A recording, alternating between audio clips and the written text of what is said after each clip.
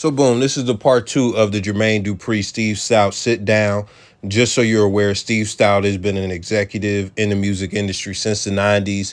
Jermaine Dupri as well to some extent, and also a legendary producer. Legendary producer for the people who don't know, which you all should know if you're here because we talk about hip hop and stuff like that. But he's going to be talking about Sexyy Red as far as her sales, her low sales.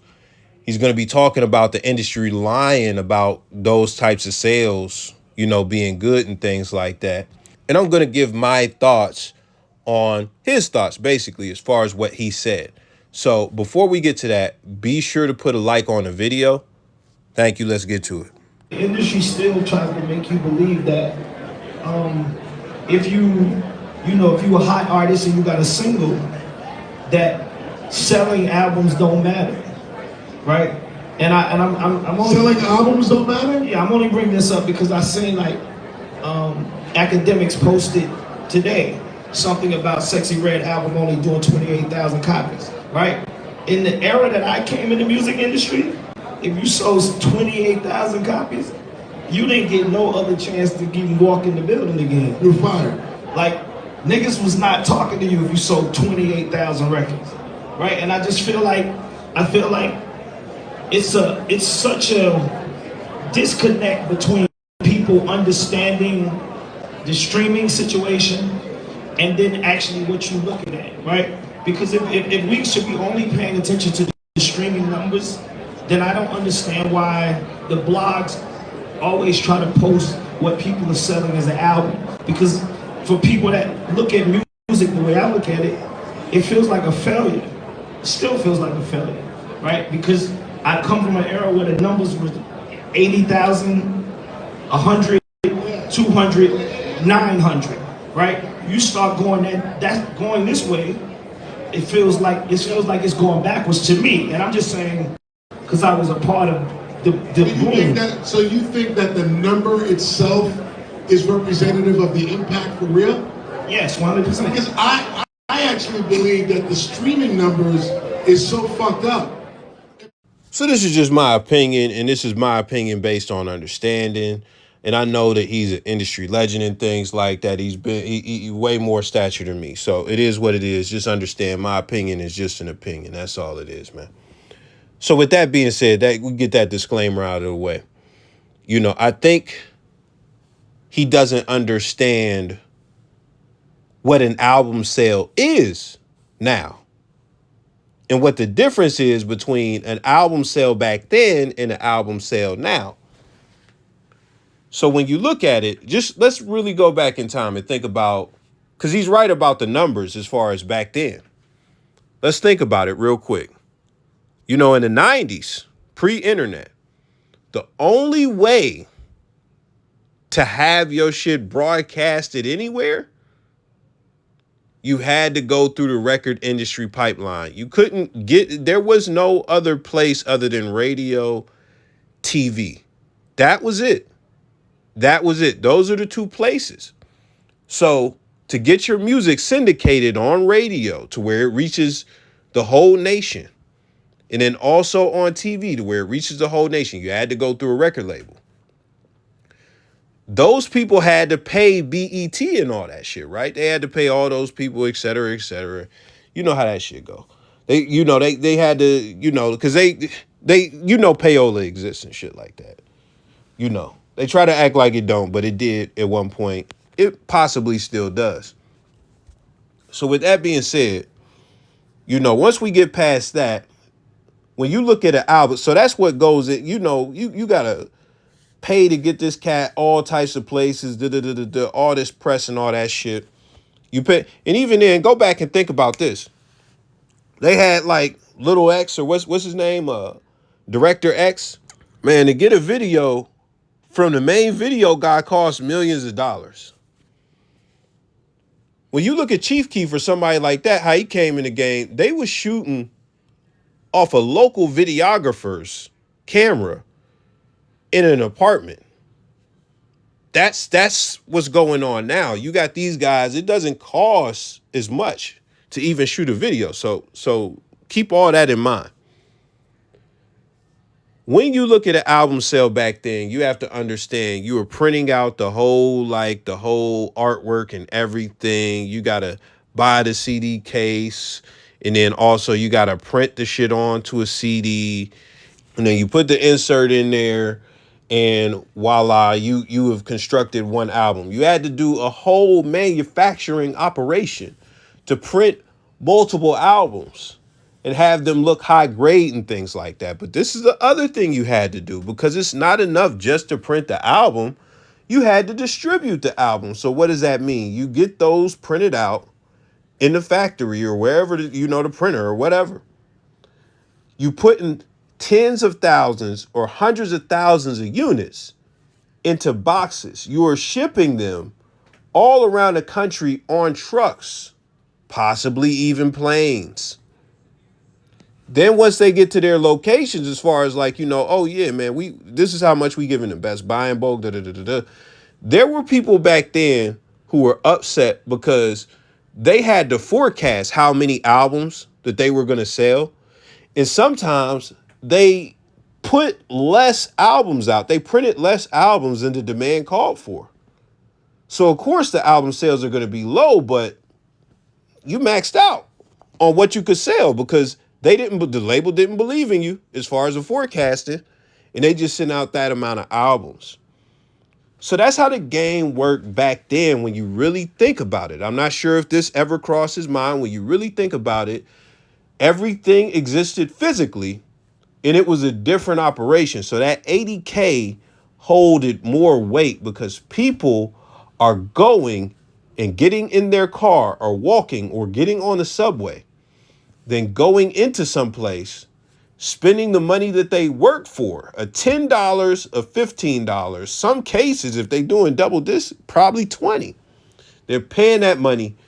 Then even the experience is different, which I won't get into. You take it home and then you listen to the album and you sit down and you live with that album for a week because you actually paid for this. So it's like, we're not about to just listen to this and be done with it. Even if it sucks, we gonna bask in how much this shit sucks for a few days. Now, to keep it simple, I have this pulled up right here. This is Drake's Certified Lover Boy. Over the course of a year, from December 2021 through December 2022, it sold 1,850,000 copies. 67,000 of those copies are pure album sales. Now, this is the thing about that.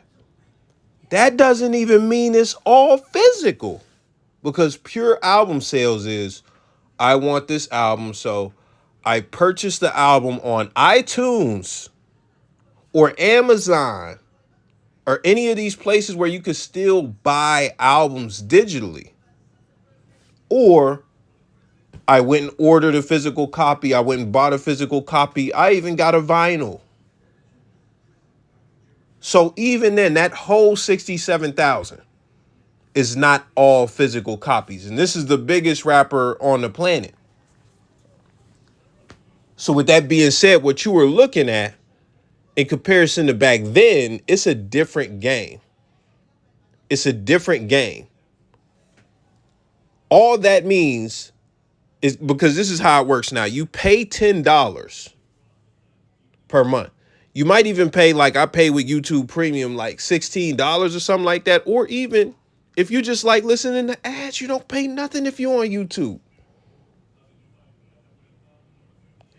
And you just listen to any new music that gets released as it gets released. You don't got to leave the house. You don't got to wait for something to get shipped to you.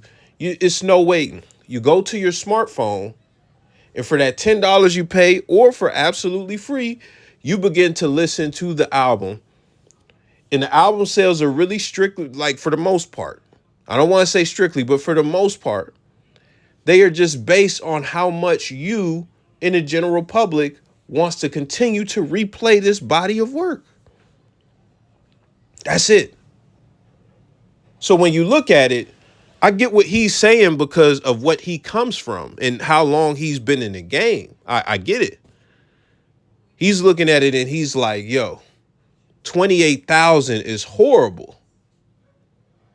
When you don't have to print no physical albums, like that's a W.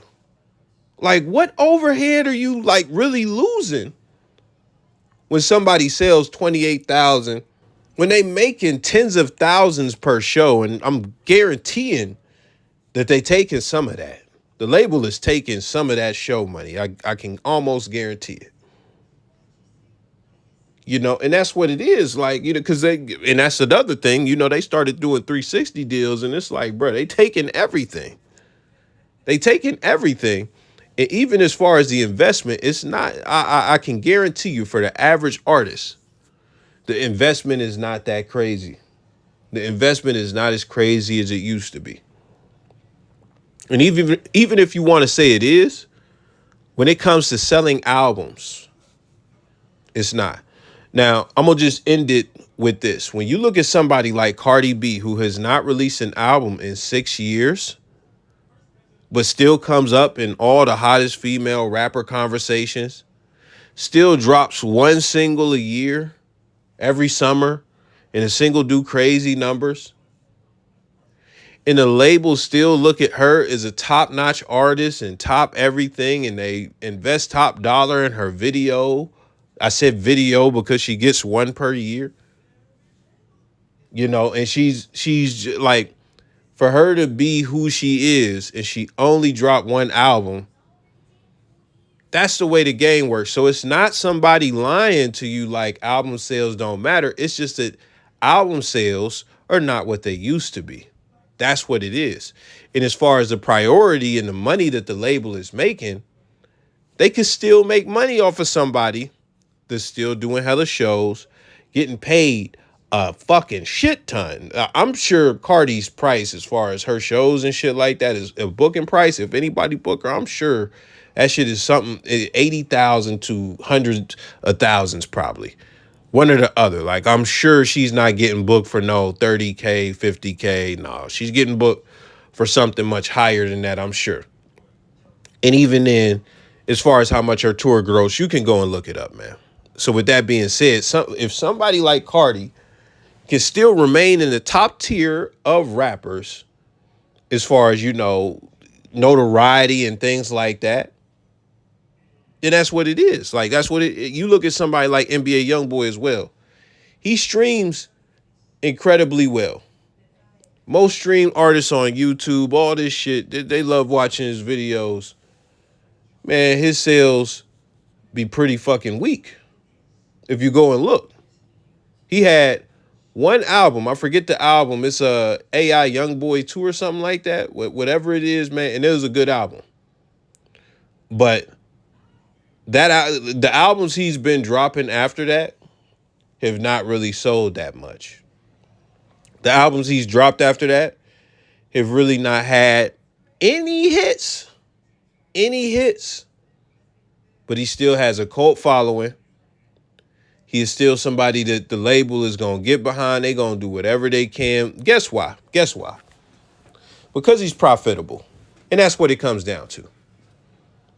He may be highly profitable. I don't have that information, but you can't convince me that a guy that they can that all the kids love, to where they can get damn near any videographer to do a video. Like, you could get just anybody to do it. Like, if anybody does videos locally in any area for a bunch of rappers, you could just hire that guy. NBA Youngboy is going to get a bunch of goons. They're going to stand there. They're going to be in the video. And then, boom, you got the video. So it's really that simple. It's really that simple for him. There's not a tremendous overhead for somebody like him. So with that being said, that's all I got to say about that, man. The game is just different, and that's how the game has changed, and how even the investments that they make in the artists have kind of shifted and changed and things like that. He's more of an insider because he can actually right now at this moment go into any label and talk to all the executives. He could even pull this video up and say, sit down and listen to this in a boardroom and say, yo, is this shit true? Is this relatively young guy, is he fucking right about the stuff he's saying? And you know, somebody that actually knows way more than me will say, you know what? He has no idea what he's talking about. Or you know what?